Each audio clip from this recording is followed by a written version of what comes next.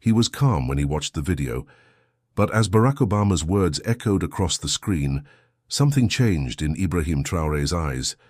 He wasn't just going to respond, he was going to expose everything. If you support our president, Ibrahim Traoré, and want the truth to shine louder than the noise, subscribe now and stand with us. Together, we are the new voice of Africa. At a global conference in Washington, D.C., Barack Obama stood at the podium, his voice measured and his tone diplomatic. Yet behind those carefully chosen words, a wave of criticism rippled through the room. He spoke about young African leaders, naming Ibrahim Traoré directly.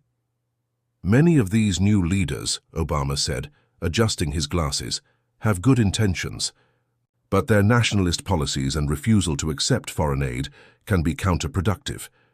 The applause was polite, almost mechanical, but the message echoed far beyond those walls. Across social media platforms, the reaction was immediate. Supporters praised Obama's candid assessment, calling it necessary and bold. But critics from Africa and beyond saw arrogance in his tone. They argued he misunderstood the local struggles, that he viewed African sovereignty through the lens of a Western framework. In Burkina Faso, the comments struck a different nerve entirely. Back in Ouagadougou, President Ibrahim Traoré watched the speech in his modest office. There were no gold-trimmed chairs, no lavish displays, just documents, maps, and a few aides. His expression didn't change much as he listened, but when the speech ended, there was a subtle tension in the room. One of his closest advisers broke the silence with a whisper. "Mr. President, should we respond?" Traoré remained seated, eyes fixed on the paused screen. "He's wrong," he finally said, his voice calm but firm. "But I understand why he said it. He's looking at us through the eyes of a man who once ruled a different world." The staff exchanged glances, unsure of what would come next. Then, slowly, Traoré leaned forward and added, "Let's respond. Not with anger, with truth." A video, he decided. A message not of retaliation, but of reality. Show the world what we're doing, what we're building, what they refuse to see. His team began preparations immediately, gathering footage, compiling data, selecting images that would tell a deeper story than words alone could convey. This wasn't just about Obama. It was about reclaiming the narrative of an entire continent. The decision wasn't impulsive. Traoré knew the risks.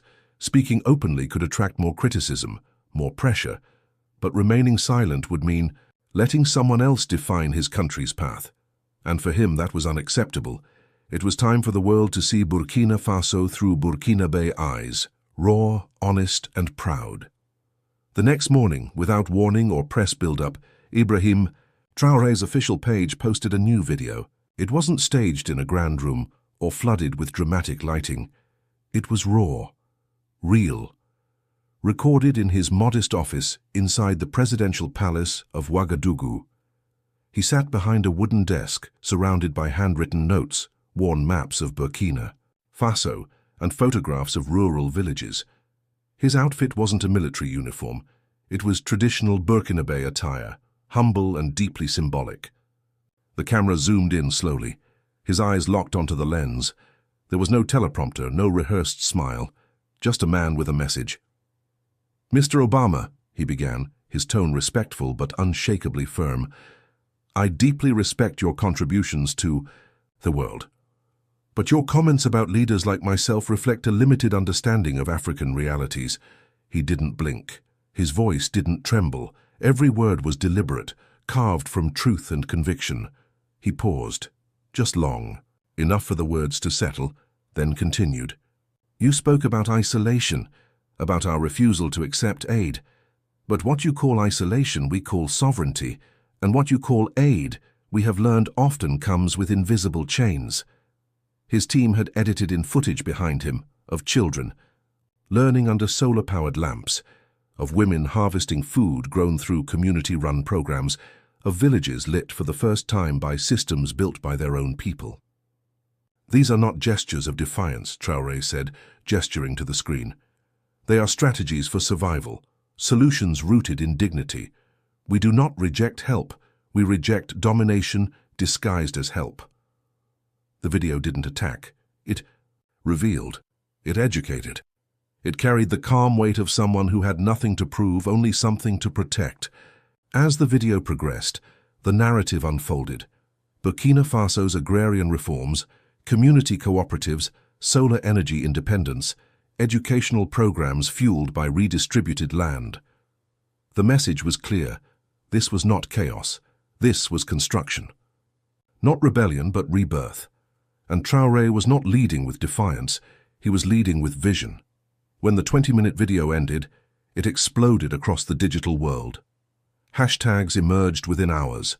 Supporters flooded comment sections. Even critics admitted this was not the rant of a dictator, it was the address of a statesman. Traoré hadn't shouted, he hadn't accused, he had simply told the truth. While the video spread like wildfire, people in Burkina Faso gathered in homes, cafes, and schools to watch it together. In remote villages without internet access, radios replayed the speech in local dialects. Elders nodded with quiet approval, farmers paused their work to listen, and young people finally saw their reality spoken on a global stage. For once, the voice representing them wasn't filtered through foreign media, it was their own. In the capital, journalists scrambled to analyze the message. It wasn't just what Traoré said, it was how he said it. Calm, direct, unapologetically African. International media picked up the story within hours. The BBC called it an unexpected yet dignified response. Al Jazeera highlighted the contrast between Obama's polished criticism and Traoré's grounded sincerity. In Paris, one columnist wrote, "It's not just a video, it's a statement of identity." But behind the screens and headlines, Traoré remained focused. He knew this moment wasn't about clashing with a former president. It was about elevating a conversation Africa had long been left out of. "Let them see the schools," he told his communications chief. "The women's cooperatives, the solar farms, not just words, proof." His team released a second wave of content. Short clips, infographics, testimonials from citizens whose lives had been transformed. One of the most powerful clips showed a woman named Fatou standing beside a homemade solar panel. "Before," she said, holding a small power tool, "I could barely keep the lights on for my children. Now I teach others how to build these systems. It's not charity, it's change." Her voice, filled with pride, echoed the essence of Traoré's philosophy. Empower, don't pity. Obama's team watched silently from Chicago. They hadn't expected this. What they saw was not political posturing, but a grassroots movement backed by real progress. The former president, known for his eloquence, said nothing publicly, for now. He leaned back in his chair, eyes fixed on the screen. "He's not just talking," Obama murmured. "He's showing." Meanwhile, the streets of Ouagadougou pulsed with energy, not protest, pride. Young people began organizing local forums to discuss national development, inspired by the message. Teachers replayed the speech in classrooms. A mural appeared overnight, a portrait of Traoré beside the words, "Our future, our way." It was more than a video now. It was a movement in motion. As the momentum built across Burkina Faso, international, media began turning their attention not just to Traoré's words, but to the substance behind them. Reporters from France, Canada, Brazil, and South Africa requested access to rural areas mentioned in the video. What they found was not a utopia, but undeniable progress born from local resilience. In village after village, families shared similar stories, not of dependence, but of rediscovery. In a northern farming community, a man named Soul Man stood proudly in front of a modest crop field.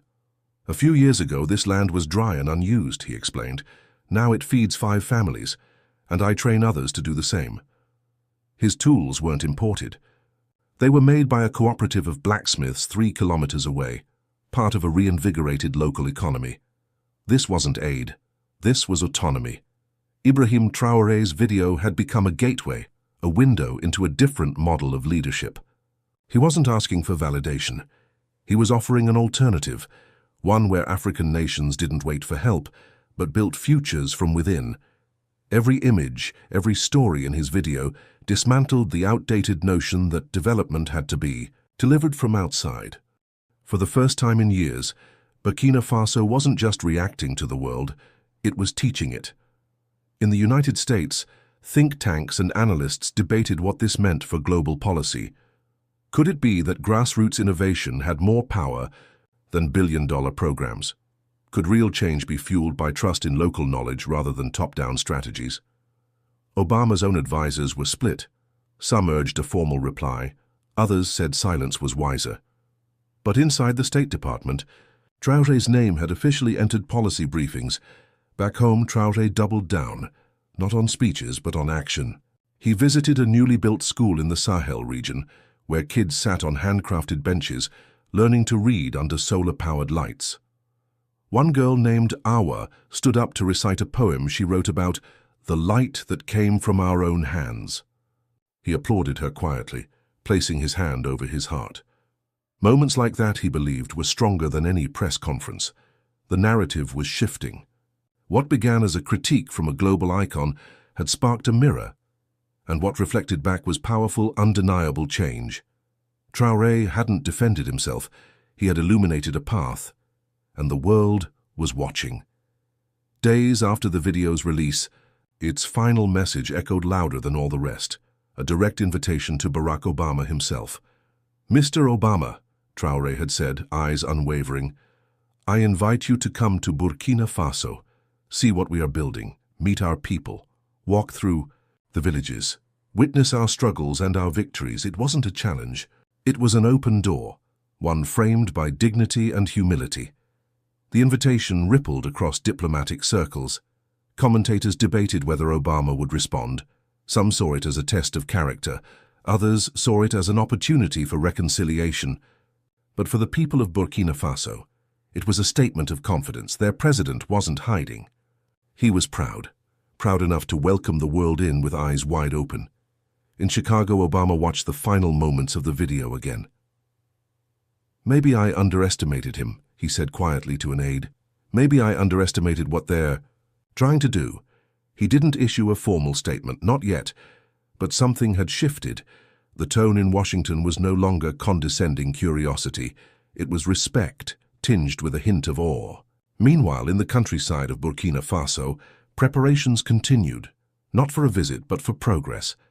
Traoré's administration expanded training programs in renewable energy, opened new public health clinics, and launched a rural entrepreneurship fund. "Let the results be our answer," he told his cabinet. "Not more talk, more transformation." In one small town, a mother named Halima held her newborn daughter beneath a solar lamp for the first time. "We named her Lumière," she whispered, smiling, "because she was born the night the lights came on." Her story, just one among thousands, was soon featured in a news segment that aired across Africa. Viewers didn't see a country in crisis. They saw a people rising. International organizations began requesting meetings with Traoré's government. Aid agencies shifted their approach, offering partnerships instead of conditions. The message was working, not because it was confrontational, but because it was rooted in results. Obama's critique had sparked a spotlight. Traoré had turned it into a stage. At the heart of it all was a truth too powerful to ignore, that dignity is not a luxury, and self-determination is not a threat. Burkina Faso wasn't closing itself off, it was opening a new chapter, and the world was finally paying attention. 1 week after the video's release, journalists from around the world arrived in a village called Tiebele, a small community known for its intricate mud brick houses and traditional art. But that wasn't what brought them there this time. It was what the village had built from scratch: a solar-powered workshop, a community school, and a grain cooperative, all funded by local resources without foreign oversight. Inside the school, a girl named Madou stood up holding a brand new notebook. Her hands trembled, but her voice was clear. "Mr. President," she said during a surprise visit from Traoré, "this is for you. I wanted to show you that we're using what we've been given to learn." The room went silent. Traoré reached out, took the notebook gently, and smiled. "You don't owe this to me," he said. "You owe this to your own will to grow." The image of that moment, a child offering a symbol of learning to the leader of a nation, quickly went viral. It wasn't staged, it wasn't polished, it was real, and it struck a chord far beyond Burkina Faso. In Europe, op-eds began to question the narrative of dependency. In Latin America, activists cited Burkina Faso as a model for bottom-up innovation. The story had crossed borders and broken assumptions, but for Traoré, the significance was personal. That one notebook held more value than any diplomatic letter or international award. It was proof that the future was already unfolding in the hands of the people. This, he told a journalist afterwards, is not a political victory, it's a human one. Meanwhile, in Washington, think tanks and academic circles began to echo a new question. Could Burkina Faso's strategy redefine how the world approaches development? Some dismissed it as idealism. Others saw it as the beginning of a long overdue shift, but no one could ignore it anymore. The results were speaking. Back in Ouagadougou, murals began to appear overnight, painted by local artists. One showed a child holding a solar panel like a book, with the phrase, "Knowledge is light." It became more than just a slogan. It became a movement. Ibrahim Traoré had not just responded to criticism, he had ignited a national narrative. And now, even the most skeptical observers were starting to listen. While the world debated, Ibrahim Traoré kept moving, not in limousines or bulletproof convoys, but on dusty village roads, side by side with the people he served.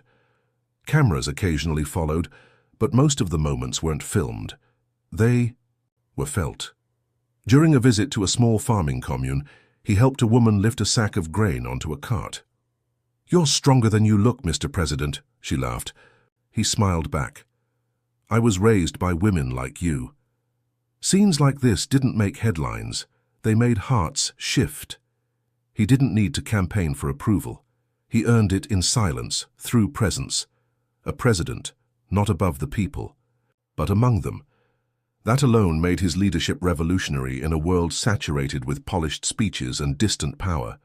One afternoon, while visiting a cooperative that built fuel-efficient stoves, Traoré noticed a young woman in the corner sketching designs. "What's your name?" he asked. "Awa," she replied, eyes wide. "I draw new models. I want them to waste less heat." He knelt beside her, looked at the sketch and nodded. "Then you're not just an artist, Awa. You're an inventor." Her smile said everything. The photo of that moment, a president kneeling beside a teenage girl holding blueprints, spread across African platforms in minutes. It wasn't just inspiring, it was symbolic. In that single image, Traoré had done more to redefine leadership than most conferences had in decades. He had shown that power, when grounded in humility, becomes contagious. In the United States, Barack Obama's staff compiled daily updates on the growing impact of the video. By then, it had been translated into 12 languages, featured in documentaries, and used in university discussions. He didn't just respond, a Harvard professor noted, he reframed the global conversation on development. But Traoré didn't pause to celebrate. "We cannot build a future by waiting for applause," he told his cabinet. "We build it by listening." That week, he ordered the creation of a national youth forum, not run by officials, but by students and young farmers. "Let them guide us," he said. "They know where they're going. We just have to clear the path." And so Ibrahim Traoré, once criticized for closing doors, was now opening the widest ones of all, not just to foreign leaders but to his own people, not with promises but with presence. While the world absorbed the ongoing transformation in Burkina Faso, something unprecedented happened behind closed doors. Barack Obama, after days of reflection and internal discussions, requested a private video call with Ibrahim Traoré. It wasn't announced publicly. No journalists were present, no governments were involved, just two leaders, one past, one present, on opposite sides of the Atlantic, connected by truth. When the screen lit up, Traoré greeted him calmly. Obama adjusted his glasses and spoke first. "Mr. President," he began, "your message made me rethink some things. Perhaps I underestimated what you're building."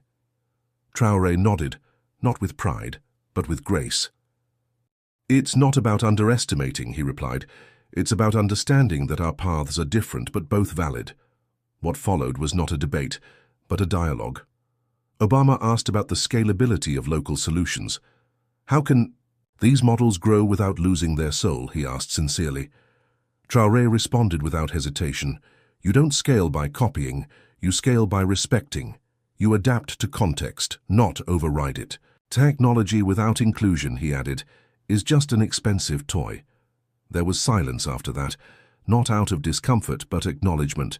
Obama, long praised for his eloquence, found himself listening more than speaking. He saw in Traoré not just a president, but a teacher of another kind of wisdom, one rooted in the land, the people, the rhythm of Africa's own heartbeat. The call ended with a gesture few expected. Obama extended a verbal commitment.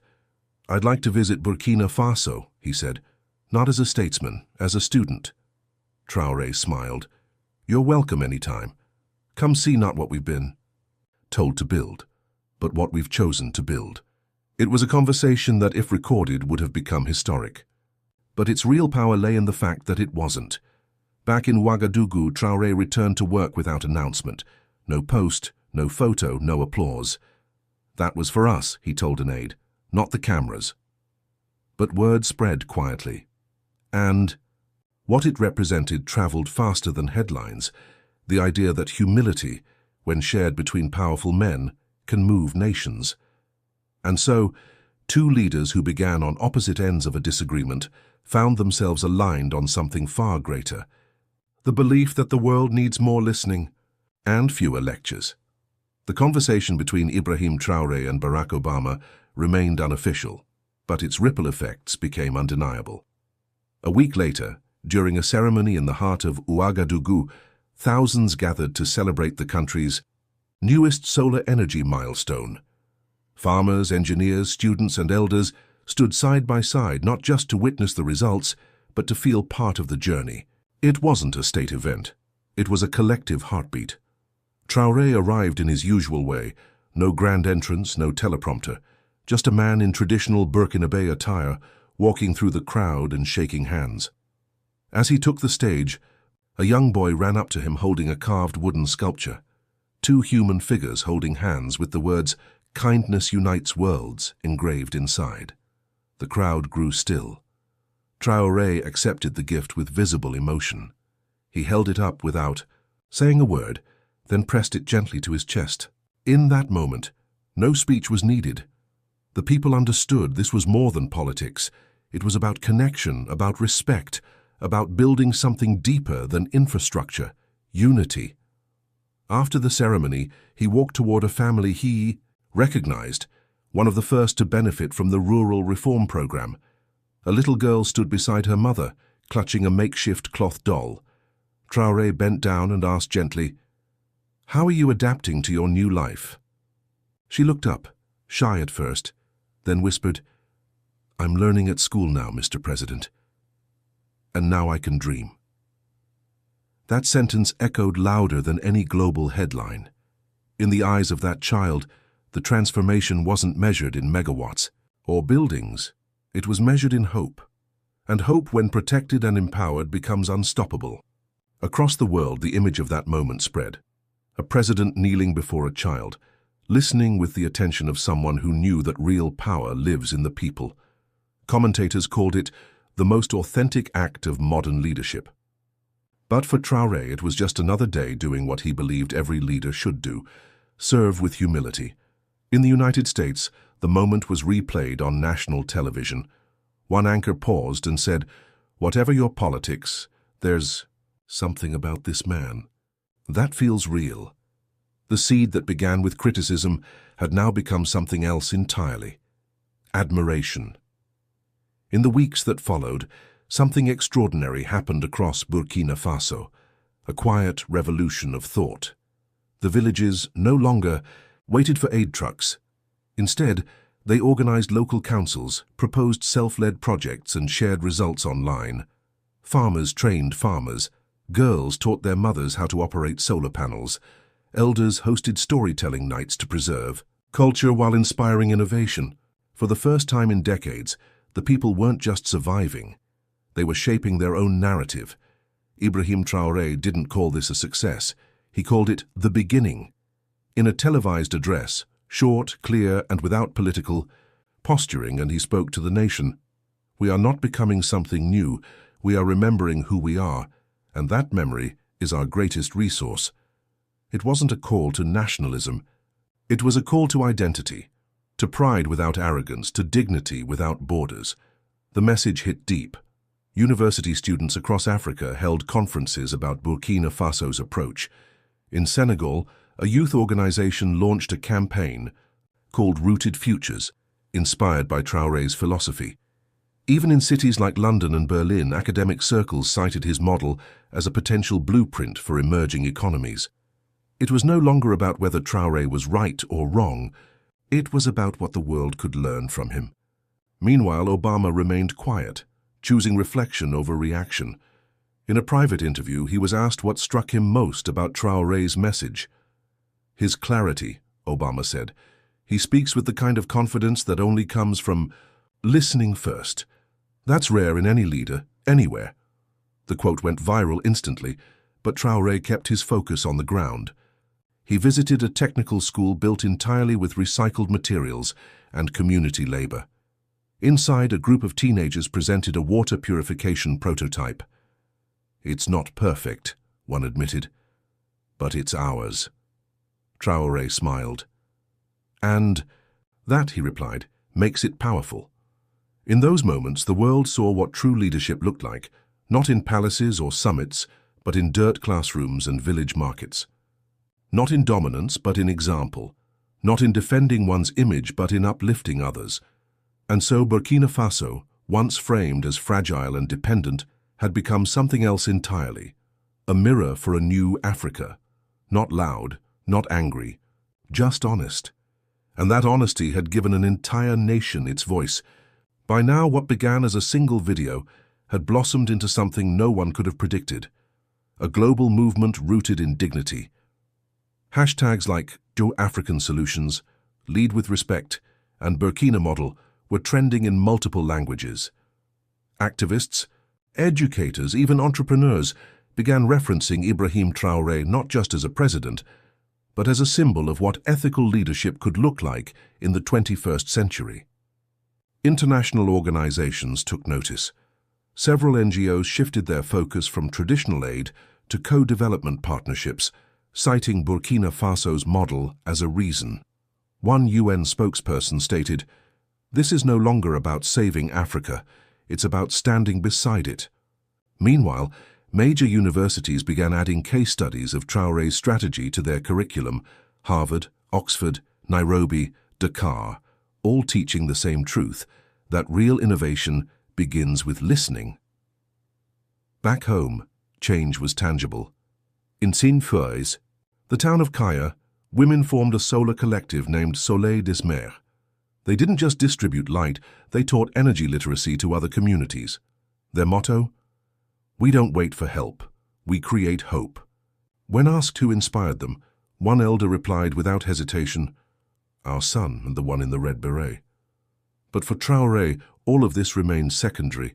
He still woke early, still walked through villages without fanfare, still sat with farmers on the ground, drinking tea, asking questions. When journalists tried to corner him about global fame, he waved the notion away. "I don't want to be remembered," he once said. "I want the people to remember themselves." In Chicago, Barack Obama finally released a short statement. It was humble. "President Traoré's vision challenged me. His people's courage inspired me, and his invitation remains open. I intend to accept it. No more criticism, no more assumptions, just a seed of mutual respect taking root." As the announcement circulated, celebrations broke out spontaneously across Burkina Faso, not because of Obama's visit, but because they had seen the world recognize something they already knew, that their path was valid, their future was their own, and their president was walking with them. By now, what began as a single video had blossomed into something no one could have predicted, a global movement rooted in dignity. Expressions like African Solutions, Lead with Respect, and the Burkina Model were now echoing in classrooms, media outlets, and conferences across continents. Activists, educators, and business leaders weren't just watching. They were rethinking what leadership truly means. International organizations quickly took notice. Several NGOs stopped approaching African nations as charity cases and began proposing true partnerships. One spokesperson from the United Nations stated, "This is no longer about helping Africa. It's about standing alongside it." Universities in Harvard, Oxford, Nairobi, and Dakar added Traoré's methods to their curriculums, calling them a modern blueprint for ethical governance. Back in Burkina Faso, the impact was no longer just philosophical, it was practical. In the northern town of Kaya, a group of mothers formed an energy collective called Soleil des Mers. They weren't just distributing solar lights, they were teaching women how to build and maintain their own systems. Their motto was simple: "We don't wait for help, we create hope." And when asked who inspired them, one elder smiled and answered, "Our son, the one in the red beret." But even as the world placed Ibrahim Traoré in the spotlight, he remained grounded. He still visited rural villages before sunrise, sat with elders under trees, and drank tea with mechanics and farmers. When a journalist asked him what it felt like to be called a global icon, he answered calmly, "I don't want to be remembered. I want our people to remember who they are." In the United States, Barack Obama finally made a public statement. It was brief but sincere. "President Traoré's vision challenged me. His people's courage inspired me, and his invitation stands, I intend to visit." No politics, no pride, just one leader recognizing the strength of another. And in Ouagadougou, as the sun set behind the rooftops, spontaneous celebrations began. Not because Obama was coming, but because the world had finally seen what they had always known, that dignity, when protected and nurtured, becomes power. And that their president, above all, had given them their voice back. The story of Ibrahim Traoré's video response had begun as a ripple, but by now it was a wave, one that touched not only borders and governments, but hearts. In the span of just a few weeks, a single act of clarity and courage had reshaped how millions viewed leadership, development, and the soul of Africa. And yet, for Traoré, the work was only just beginning. At a national forum organized by students and young farmers, Traoré sat not at the front of the room, but in the circle with them. He listened, took notes, asked questions. One young woman, no older than 20, spoke up. "We don't want speeches," she said. "We want tools." Traoré nodded. "Then let's build the factory together," he replied. The room erupted in applause, not because of what he promised, but because of what he proved. He was still one of them. Internationally, world leaders watched closely. Some admired in silence, others reached out. But the message had already taken root, in schools, in collectives, in villages, with no electricity but plenty of pride. Even without another video, Traoré had become a living symbol of what it means to lead with heart and purpose. Obama, true to his word, began preparing for a quiet visit to Burkina Faso. No press, no headlines, just a chance to witness what his own critique had unintentionally ignited. "It's not about being right," he said during a private call. "It's about being ready to learn." For many, that alone marked the beginning of something much larger than a political exchange. It marked a shift in global tone. Back home, Traoré ended his week walking alone through a field of solar panels, stopping to speak with workers and thank them. One technician handed him a wrench and joked, "You're late for your shift, Mr. President." Traoré laughed, took the wrench and joined them. In that moment, he wasn't just a leader, he was a builder. And maybe that's what truly shocked the world, not the response itself, but the quiet, relentless work that came after. The truth was never in the video. The truth was in the people, and in a president who refused to let them be forgotten. If you support our President Ibrahim Traoré and want the truth to shine louder than the noise, subscribe now and stand with us. Together, we are the new voice of Africa.